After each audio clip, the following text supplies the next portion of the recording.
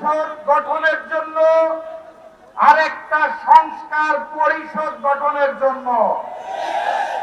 একই দিনের একটা ভোটের শপথ তারা নিয়ে বলেছে হালাল, আরেকটা শপথ না নিয়ে ম্যানেজ ভোটে জয়ী হয়ে বলতে চায় হারাম।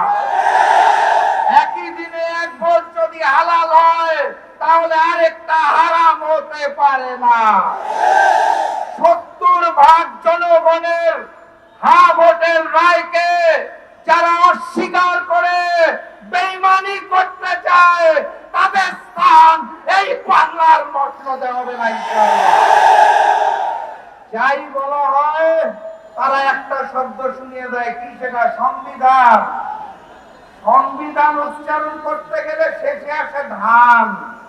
তারা ভেবেছে এটা বোধহয় ধানের শীষ, এই কারণে বারবার বলে সংবিধান। এটা ওই যে নির্বাচনের আগে নিকৃষ্ট স্লোগান দিত, কি জানি, লাগারে লাগা ধান লাগা, ওই ধান নয়। এটা ৭২-এর মুজিববাদী সংবিধান, যা পরবর্তীতে শেখ হাসিনার সংবিধানে রূপান্তর হয়েছে। সেই সংবিধানকে তারেকবাদের সংবিধান আমরা হতে দেব না।